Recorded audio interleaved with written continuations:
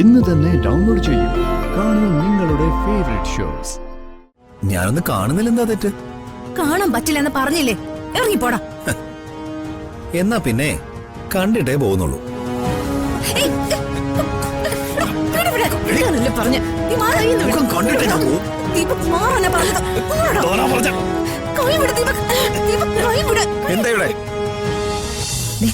ആ മന്ത്രിസഭയിലെ കാര്യങ്ങളൊക്കെ ഒന്ന് പൊങ്ങച്ചത്തോടെ പറ. ഈ പാർട്ടി പ്രസിഡന്റ് അനന്തപിള്ളിയുടെ ഒപ്പമാ ഞാനും അംബികമ്മയുടെ ഇവിടെ ഓഫീസിലോട്ട് കയറി ചെന്നത്. അംബികമ്മയുടെ പവറേ മുഖത്തെ ആ കല കേട്ടു പ്രാർത്ഥിച്ചോടി ദേവീസ്തുതികളാ. നീ കേട്ടോ പ്രിയേ, കാര്യം പറയുമ്പോ ഇവർക്ക് ദേവീസ്തുതികളാ. പ്രിയോട് എനിക്ക് പറയാനുള്ളത്, മക്കളെ വേർതിരിച്ചു കാണുന്ന മാതാപിതാക്കളൊന്നും അല്ല ഞങ്ങള്. നിങ്ങൾ 3 പേരും ഞങ്ങൾക്ക് ഒരുപോലെയാ. രാജുവിന്റെ PA ഉദ്യോഗം പോയാല് ഞങ്ങൾക്ക് സങ്കടമൊന്നുമില്ല. അവനെ ഏതെങ്കിലും തൊഴിൽ ചെയ്ത് ഈ കുടുംബം പോറ്റിക്കോളും. പക്ഷേ നിങ്ങൾ തലമറന്ന് എണ്ണ വയ്ക്കരുത്, അതേ ഞങ്ങൾക്ക് പറയാനുള്ളൂ. മക്കൾ ആര് കരഞ്ഞാലും പിടയുന്നത് ഞങ്ങളുടെ ചങ്ക. അത് നിങ്ങൾ മനസ്സിലാക്കണം. PA ഉദ്യോഗം വഹിക്കുന്നതൊക്കെ ഞങ്ങൾക്ക് സന്തോഷമുള്ള കാര്യമാണ്. പക്ഷേ അംബിക വർമ്മ എന്ന് പറയുന്ന ആ സ്ത്രീ പക്കാ ക്രിമിനലാ. അവള് കുഴിക്കുന്ന കുഴിയിലും വിരിക്കുന്ന വലയിലും പോയി വീഴരുത്. അതേപ്പോ എനിക്ക് പറയാനുള്ളൂ. ചിക്കനൊക്കെ ആവോളം തട്ടിക്കോ, പറമ്പിൽ ചെന്നിരുന്ന് കൂവാതിരുന്നാ മതി. നീ വാ.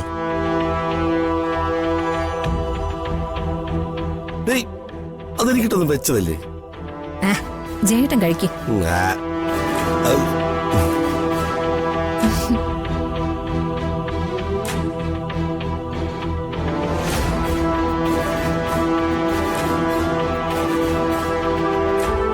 ഇതെന്താ, മന്ത്രിയെ കയറിയപ്പോ തന്നെ ടെൻഷനായോ?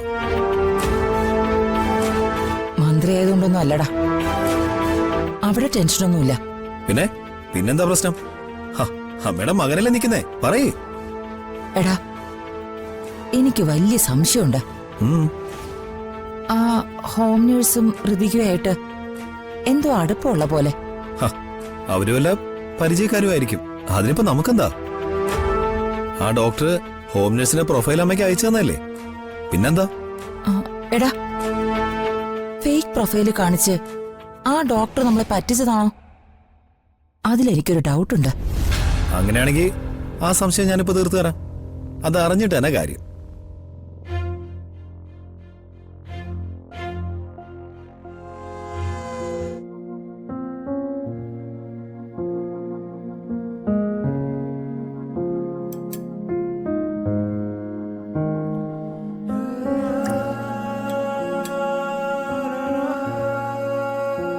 കുടിക്ക്, മരുന്ന് കഴിക്കാനുള്ളതാ. അമ്മ, നമ്മൾ പറയുന്ന എന്തെങ്കിലും അച്ഛന് മനസ്സിലാവുന്നുണ്ടോ?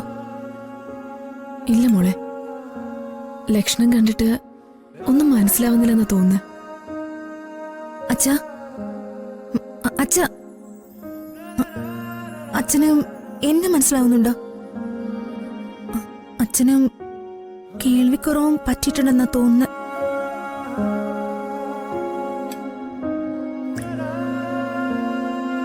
ഇനി മതി.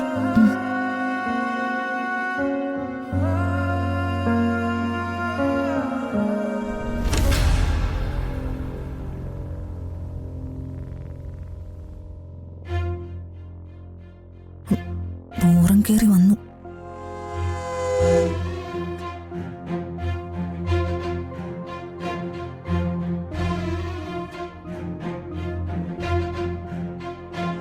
വല്യമ്മാവ,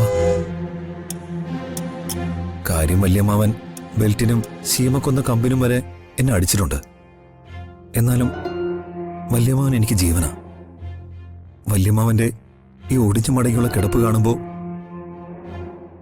എനിക്ക് ഭയങ്കര സങ്കടമുണ്ട്. ഒന്ന് എഴുന്നേറ്റ് പോവേ.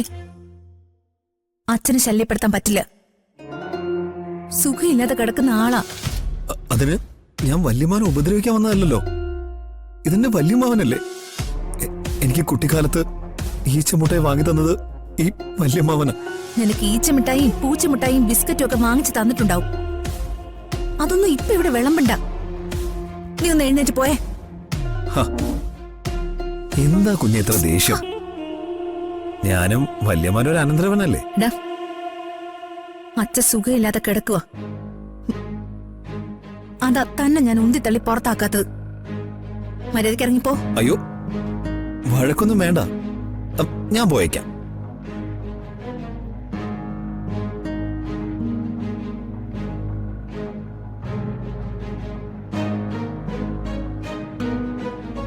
അല്ല, ഈ ഹോം നഴ്സ് മാഡത്തിനെ എനിക്ക് നല്ല പരിചയം.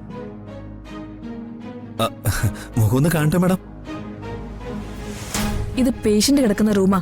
മാസ്ക് ഒന്നും മാറ്റാൻ പറ്റില്ല. ഒരു സെക്കൻഡത്തേക്ക് മതി. ആളെ നല്ല പരിചയമുള്ളതുപോലെ, അതുകൊണ്ടല്ലേ. ഇത് നിന്റെ ഭാര്യ ദിവ്യല്ല, സിസ്റ്റർ പവിത്രയാ. പവിത്രയായാലും പാക്കറിനായാലും ഞാനൊന്ന് കാണുന്നില്ല. എന്താ തെറ്റ്? കാണാൻ പറ്റില്ലെന്ന് പറഞ്ഞില്ലേ? ഇറങ്ങിപ്പോടാ. എന്നാ പിന്നെ കണ്ടിട്ടേ പോകുന്നുള്ളൂ.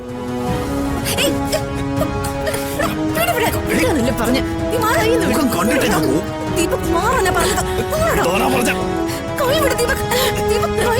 എന്താ ഇവിടെ?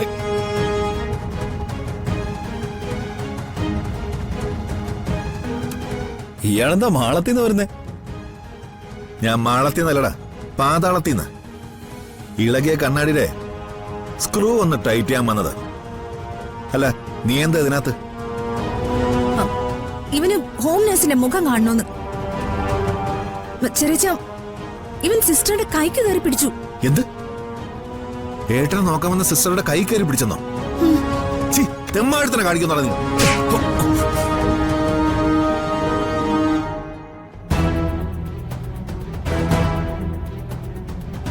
തോനന്റെ കരണത്തടിക്കോ അല്ലേ? തോന്നെ ഞാൻ തൊട്ടോരുത്. എന്റെ നേരെ വന്നാലേ ഇതുകൊണ്ടേ കുത്തി കീറി ഞാൻ. ഇറങ്ങടാളില്ലേ? ഈ മുറിയിൽ നിനക്ക് എന്താടാ കാര്യം? ഇറങ്ങാൻ എനിക്ക് സൗകര്യം ഇല്ലെങ്കിലോ?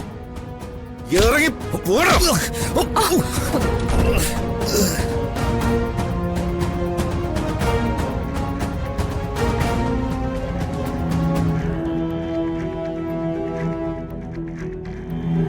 എന്താടാ? എന്തു പറ്റിയടാ? ഇയാളെന്നെ തല്ലിയമ്മേ.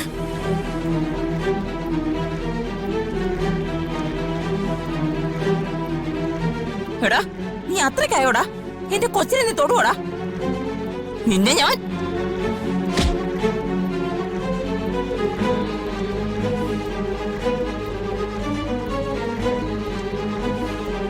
തൊട്ടുപോരുത്.